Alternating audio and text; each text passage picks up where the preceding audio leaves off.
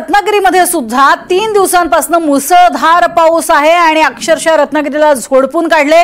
किनारपट्टी भागात तुफान पाऊस पडतोय। रत्नागिरी जिल्ह्यासाठी आता आज पावसाचा रेड अलर्ट देण्यात आलेला आहे। तर रत्नागिरी जिल्ह्यामध्ये पावसाचा जोर प्रचंड आहे।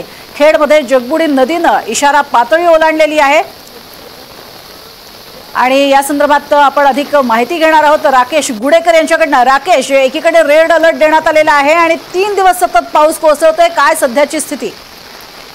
प्रज्ञा, नक्कीच गेले 3 दिवस संपूर्ण रत्नागिरी जिल्ह्यामध्ये अक्षरशः धोधो पाऊस कोसळत आहे आणि त्यामुळे नद्यांच्या पाणी पातळीत देखील कमालीची वाढ झालेली आहे। आपण सध्या आहोत ते संगमेश्वर परिसरातील भाव नदी म्हणजे परचूर या परिसरामध्ये आहोत आणि या ठिकाणी भाव नदीचं रौद्र रूप आपण पाहतोय।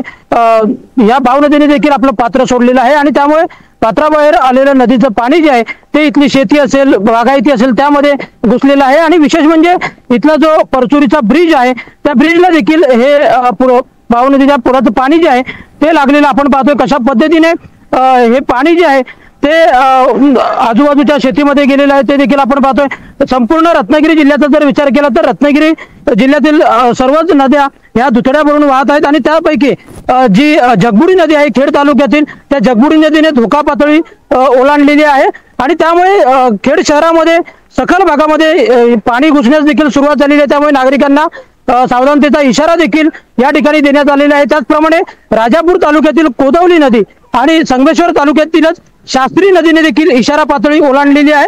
त्यामुळे या ठिकाणच्या गावातील किंवा नदीकाठच्या गावातील लोकांना देखील प्रशासनाकडून सावधानतेचा इशारा देण्यात आलेला आहे।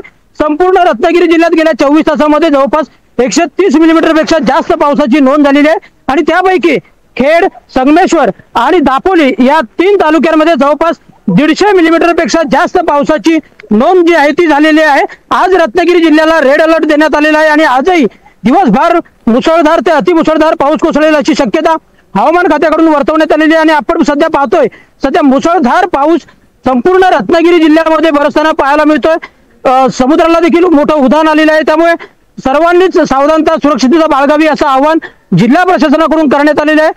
पुढचे 3 तास देखील जिल्ह्यात मुसळधार पाऊस कोसळेल अशी शक्यता देखील हवामान खात्याकडून वर्तवण्यात आलेली आहे। आज रेड अलर्ट आहे, उद्या देखील रेड अलर्टचा इशारा देण्यात आलेला आहे। त्यामुळे नागरिकांनी देखील सावधानता बाळगावी असं आवाहन प्रशासनाकडून करण्यात आलेलं आहे। प्रज्ञा, नक्कीच आणि सध्या सावधानगिरी बाळगावी लागणार आहे। तुर्तास धन्यवाद या संपूर्ण माहितीसाठी राकेश। तर सध्या रत्नागिरीत धुवाधार पाऊस सुरू आहे आणि त्याचे अपडेट्स आपल्याला राकेश देत होते।